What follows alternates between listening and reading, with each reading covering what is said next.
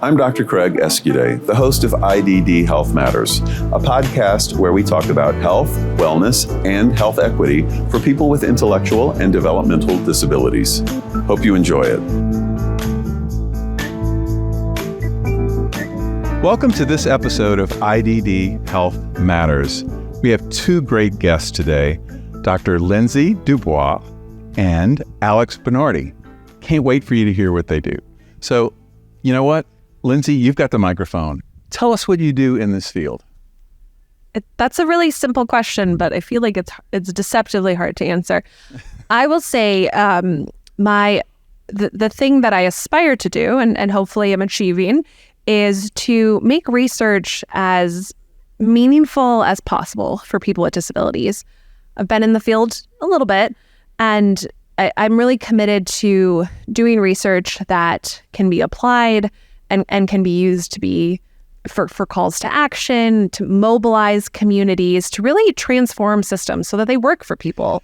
I'm going to stop you right there because I'm already really happy because research is extremely important. Okay. But I'm very much on the practical side of things. So I love what you said. It's like, okay, we're going to talk, you want to do research that can be applied very easily. Mm-hmm. And it's like, yes. Okay, great. Yeah. Excellent. And beyond the research methods being, really applied and reflecting the values of the community, making sure that whatever we find, we don't just stop when we find it, right? We have a commitment and an obligation as researchers to make sure that our findings are translated and disseminated in meaningful ways, in accessible ways, so that people with disabilities can understand, what did we learn? And what does that mean for you? Because at the end of the day, I want anybody who has a disability who participated in research, or even if they didn't, to be able to say, this is what I want, and this is what I know, because I've looked at the research and I understand it and I can advocate for it. So that's kind of what I do, I guess. That's fantastic. So Alex, what do you do in this field? I work in a number of areas, but honestly, what I'm working on right now is making sure that whatever we learn from people who are receiving services is used in a way to improve services. I'm all about making sure that, look, for better or worse, we've got a system of services that's operating variably around this country, and I think there's a lot of ways that we could improve it. And so we've got a number of projects, a number of teams that are working to, frankly, just improve supports for people with disabilities so they can live the lives of their choosing, frankly, in communities with their families of choosing. So, Alex, are there any particular projects you're working on right now that you can talk about? I got a few. I think I'll start maybe with one that is a project that's been running for about 5 years, which is the National Center on Advancing Person-Centered Practices and Systems. It's a center that was actually funded by two federal agencies, the Centers for Medicare and Medicaid Services and the Administration on Community Living. And what I really appreciate about this center is that it is cross-population supporting. So person-centeredness, we could get into that, but I mean, the concept sort of speaks for itself that, look, the people who are receiving supports really need to be the most important ones in any system that gets developed. And the center is not focused on a particular population, people who have a diagnosis of intellectual disability or people who have a diagnosis of brain injury or physical disabilities. Really, the center is focused on people. And I really appreciated the opportunity to do that work. My co-director for that center is focused on, her whole career has been in the behavioral health space. My whole career mostly has been focused on intellectual and developmental disabilities. And frankly, it took us a minute to figure out how our language is even different, right? We're peers, we're colleagues, we work together, and we learned that we need to figure out how to talk to each other. And heck, if we are learning that, well, aren't there some systems that need to learn that? That's an excellent point, and communication is ultimately one of the most important things that we need in terms of people being able to access services and supports, in particular healthcare for people with intellectual and developmental disabilities. Sometimes communication is the barrier between people getting good care and not getting good care. You might have a support person who understands what's going on in their way, but can't necessarily communicate that to a clinician who won't understand it in a way that helps them know how to provide the best support for that person. So communication is hugely important. Now, both of you work for an organization called HSRI, right? So expand a little bit on HSRI, and I will give you the mic as well, so you can add to what she says. Sure, Craig. So HSRI stands for Human Services Research Institute. It is a nonprofit organization that was established for more than 45 years ago now by our colleague, Valerie Bradley, President Emerita of HSRI, who is with us at the conference here today and very active. Since you said conference, I just need to elaborate. We're at the American Association on Intellectual and Developmental Disabilities Conference. I have an annual conference every year, and Val is here, and Val's going to be on an episode too. So, right. Which is awesome. So our center really is focused on helping human services systems to improve. And starting from, well, you'll have to wait to hear from Val about the whole story, but starting from work, particularly in the intellectual and developmental disabilities field, the center really has grown to include a lot of community-based supports focusing on people with behavioral health support needs, population health, a lot of ways to use data, frankly, to improve supports. And I will say one of the real important projects that got started, well, more than 25 years ago through HSRI was National Core Indicators. And it's the second one I wanted to mention because it is taking what is information collected directly from people who are receiving supports to hear about their own experiences and outcomes as a way to feed that back to the service systems so that they can improve. We can collect as much information as you need about dollars spent on services or amounts of services provided in 15-minute increments. That's important. And it's important to hear from people's experience. And that is an entire survey program which has been pretty powerful in terms of helping to inform service systems in intellectual developmental disability space and also now aging and disability supports. Yeah, and Alex gave a great overview. The thing that I guess I would add is, disability research, disability services, it seems as a field like it's moving to value-based payment. And we could probably have a very long conversation. We could, but can you tell us what value-based payment is in 3 words or less, or something close? Yeah. No. 3 words or less. It's value-based payment. Hyphen. So that's 2 words. Good job.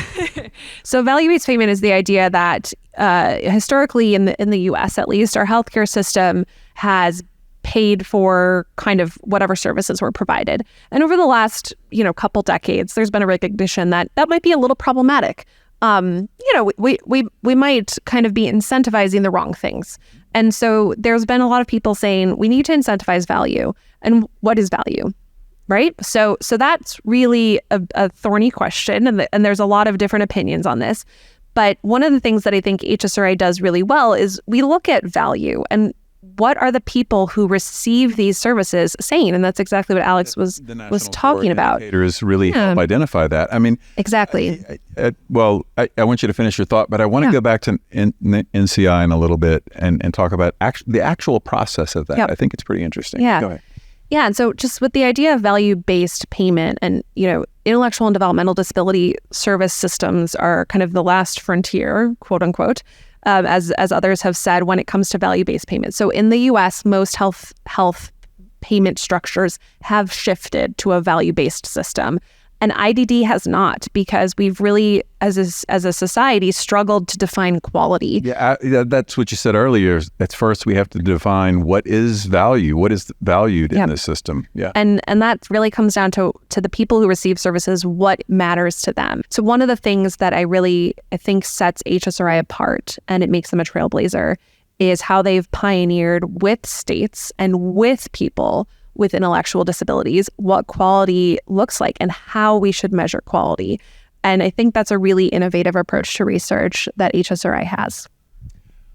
I have to say I would second that. And it's very related to person-centeredness, where you actually put the person and their wants and desires and what's important in their life as a priority as to how you evaluate services and supports and figure out what value is. Absolutely. Yeah, it seems so simple, right? But yet, it's a relatively new, simple and hard. at the same time. So, Alex, tell us more about NCI, how that works. How do you find out this information from people with disabilities?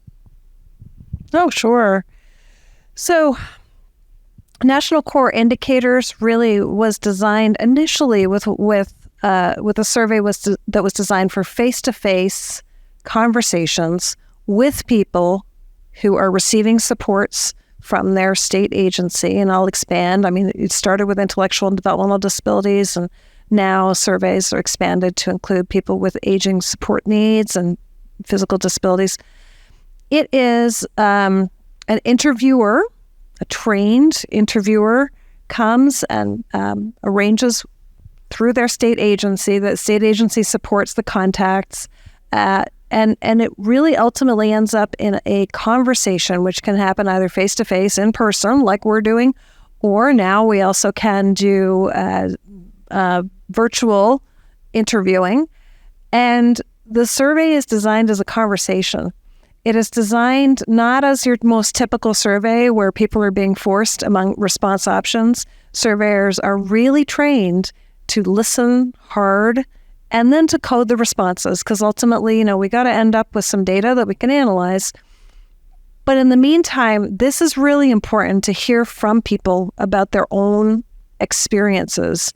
And we've learned through now decades of experiences, interviews with people with intellectual developmental disabilities and other disabilities, that the rich data comes when you have it in a conversation format, when you can really hear people, when you can let people flow a little bit in their conversation about what matters to them. Yeah, like when we sit here and just talk about what you do in a podcast episode, right? Yeah, pretty much. That to say, the survey itself is really structured around a whole lot of very important life domains, which people told us in the survey design are important to them, right? And it includes health, safety, sure, that's pretty foundational, and having a meaningful life, and having opportunities for employment, and having friends, having relationships, experiences of loneliness, or, the real rich family experiences people have, getting out in the community, the opportunity to make choices. I mean, there's a whole lot in that survey. And those are the same things that everybody wants. Well, aren't they? Yeah. Imagine that. People with disabilities are kind of the same as people. Indeed. Yeah. Novel concept, right? Yeah. Well, so, all right, you have talked about things that you do. Now I want to talk about who you are. All right. So how did you get into this field? How did you become interested in working in this field? Well, I guess I traveled through a path that I think you've probably heard from a bunch of people. I, having graduated from college, spent 1 year plus working as a direct support professional while I was applying for grad school, and I ended up applying for grad school and became an occupational therapist. What really brought me into this field, truthfully, was I had a scholarship opportunity, which came with a 2-year work requirement with the New York City Board of Education, where I was working in a specialized public school, PS 79, with children aged 5 to 22, so children and young adults, all with pretty significant disability and support needs. It was a school in which we had, I think there were about 200 children attending, young people attending, and 250 staff. So we add up all the therapists and all the one-to-one support providers and teachers, and it was a pretty amazing place to learn after graduating. At the same time, the school day was pretty short. I was out of school at 3:00, and I was able to pick up some opportunities working in early intervention locally around the school, and also in group homes with adults who had been part of the Willowbrook class, actually, in New York City, and were living in group homes. Some were aging. So reflecting back now, I can recognize, holy cow, I was having this lifespan experience, and I didn't even know it, right? I was an occupational therapist. I was just doing what I did, right? OT is going to OT. And at that time, I was also having this real feeling like, okay, I'm seeing a lot of stuff happen here that is making me ask questions about why people's outcomes are different, about why people's experiences are different, and I didn't have all the answers at that point. And I was really, really interested in finding out more, just from the clinical perspective I was getting at that point. And here you are now. Well, yeah. All right. So. All right, Lindsay, tell us about your background. I feel like I just learned so much just from listening to that. So my background is when I was in college at the University of Michigan, there was this student-led organization called Dance Marathon. And it's a bit of a misnomer because you'd think that it's just people who stand around dancing. When in fact, forever and ever. Right.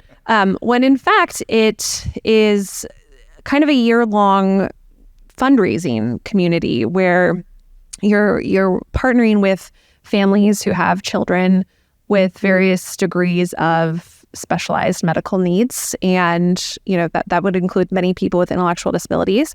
And the idea was to raise money for these quote unquote alternative therapies that insurance companies felt were non-essential. Not reimbursable. So things that, were really providing tremendous social benefits, things like adaptive tree climbing, horseback therapy. And I think, it's been a few years since I participated. And so, it's possible some states are now providing reimbursement for these therapies. But at the time, at least in Michigan, most of this would have been out of pocket. And we heard direct testimony from these families that, their kids were in OT, PT, you name it, speech therapy constantly. And some of the most profound gains that parents would testify to were observed when children had opportunities to take part in activities as their peers would. And so to me, as a, Pollyanna 20-year-old, I was like, this is really unjust that people have to pay for this out of pocket. That doesn't seem right to me. And so, I participated in this organization and the Dance Marathon part, I'll just... Yeah, I was going to ask you about that. If you don't cover it, I'm going to ask you. It's like, where does that come in? Where does this come in? Well, the whole idea was, so you'd spend the year fundraising, and then towards the end of the school year, we would have a 30-hour marathon. And the idea was that anybody who participated could not sit for 30 hours because we were taking a physical stand for the unjust treatment and the just, in many times, truly dumbfounding challenges that people were facing just to access basic supports that could give them an opportunity to thrive. And so just to take a physical stand against that. And so you had to stand for 30 hours. The only time you could sit was when you went to the bathroom. So people really enjoyed the bathroom. Yeah, but you'd like sleep for hours after, and it was so invigorating just to see. And the years I participated, they raised, I think like $500,000, and it's a student organization. Wow. That's a lot of money for college students to raise. Did you actually dance at all during the 30 hours? You did. You learned a line dance. I was about to say. I'm still waiting for the correlation. Yeah. You learned a very complicated line dance. Okay, that makes which sense. I don't recall any of, but you have to demonstrate it, actually. Okay, all right. That'll be an outtake for sure. That'll be the blooper reel. But yeah, it was just, I remember thinking at the time, like, this doesn't make sense to me that people would have to go to these lengths to find adequate supports for their loved ones.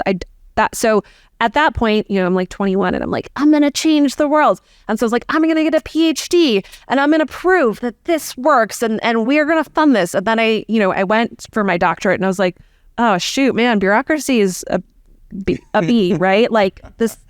It's difficult. I don't know if we need to bleep that. But no, it's not that simple. It's not just that you provide evidence and suddenly systems change. Yeah. And the reality is, like, why can't it be?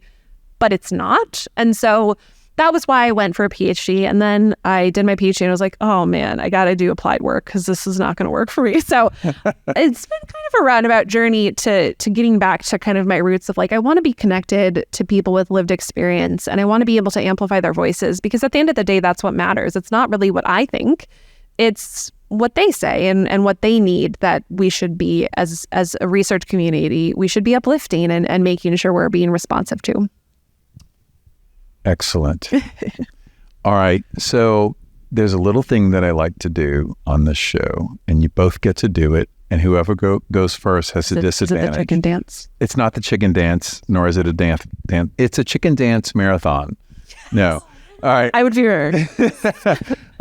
So who wants to go first before I say what it is? Okay. I don't think I heard. You said the person who goes first has a disadvantage?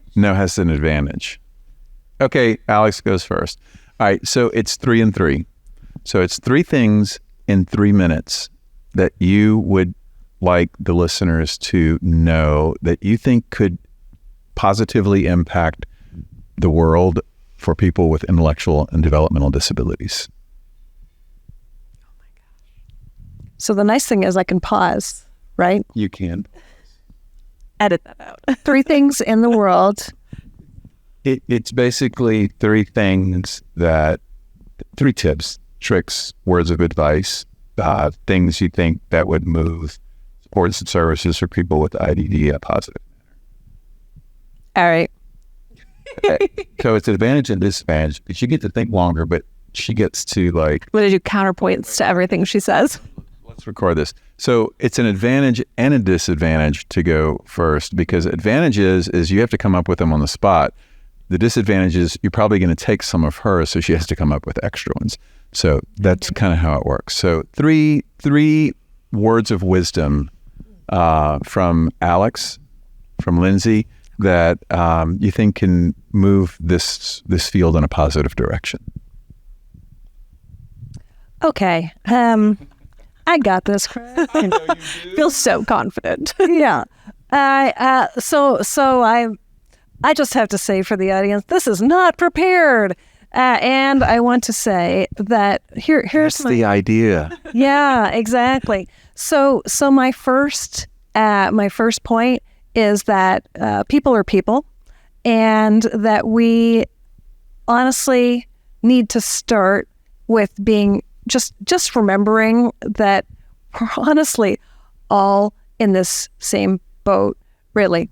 That is one piece. And I know, there's some arguments about, well, depends what boat you're in. Okay, well, but the point is people are people, and we need to just let some of the bureaucracy flow away. Number 1. Number 2, correlation is not causation.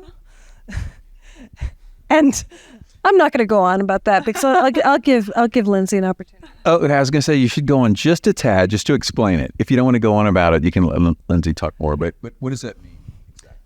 So here's the thing, Craig. I am not going to go on about it because one of the beauties of the position I find myself in. I mean, I stopped in my story about deciding I was going to be an occupational therapist and had questions. Well, a lot of what happened was I moved on and ended up hanging out with a whole lot of very, very smart, brilliant, dedicated methodologists, researchers, scientists, statisticians, and was lucky enough to have those opportunities through my work. And so I'm the one who's saying correlation does not equal causation. Well, I think there's a lot that comes under that, but I actually want to attribute that to the smart people I've hung out with, and Lindsay's one of them. So I'm going to say that. So that's my number 2. My number 3 is it's kind of a mantra of mine, and this is in order to make things better for people with disabilities. Work hard and be helpful. You have to find the places where you can be most helpful and step in. This, you don't need to think too hard, but there are so many places to step in that with some information, do no harm still, but step in, be helpful, and I think that can change things. Great 3 things. Okay, Lindsay, you're up. Well, as you just said, I'm up. Literally everything I thought has left my brain. You stumped her good. Good job. So I guess the first thing I would say is my advice is, I'm trying to think of the diplomatic way to say this. Try not to become jaded. I think it's really easy to look at just how profoundly poor our systems are, and it's easy to. I myself have been guilty of making pretty uncouth jokes that I'm going to have a lot of job security because the system is so broken. There's a lot left to fix, right? And I'm like, look, I got job security, but then I'm like, you know what? Don't say that. That's awful, because it's creating an expectation that that's acceptable. And I think it's important as people in this community to say, no, we are not accepting what we see, and we are going to make a renewed commitment every day to wake up and make it better. And again, maybe that sounds naive, and I haven't been around as long as others, but I do think it's really important to rub that in. I think it's important to try really hard not to let the weight of everything that's happening in our society to demoralize us and make us think that what we do can't make an impact, because I fundamentally believe that it will one day. Maybe it's not tomorrow, but it will one day. And so my recommendation is to not become jaded. Okay. So my second piece of advice is if you're a researcher, you need to accept that you will always have more questions than answers, no matter what your findings are. And this kind of goes back to what Alex was saying about correlation is not causation. You will be able to observe many interesting, statistically significant associations, but can you explain them in ways that demonstrate that X impacts Y and Y impacts Z? So what you're saying is just because 2 things happened kind of at the same time or whatever doesn't necessarily mean one thing caused exactly the other thing. And very oftentimes that's how things are construed, because the research is published, and then somebody who may not be as familiar with the methods takes an association and says, well, this leads to this thing. And it creates a number of headaches for researchers to have to go back and clarify. But that doesn't mean it's not valuable. Just because we can't say that something causes something doesn't mean that it's not incredibly insightful to know that 2 things are fundamentally associated and related, and to be able to quantify that, I think it is impactful. And sometimes people get a little carried away and they're like, we want to be able to prove causality. And sometimes the best thing we can say is just, we know these 2 things are associated, and we know that if we want to improve outcomes, we do need to look at where people live. We do need to look at how they're supported, because it's associated. Do we understand causality? Not all the time. We usually have more questions than answers, but we can say something, and that something is important. I like that. And it's very true.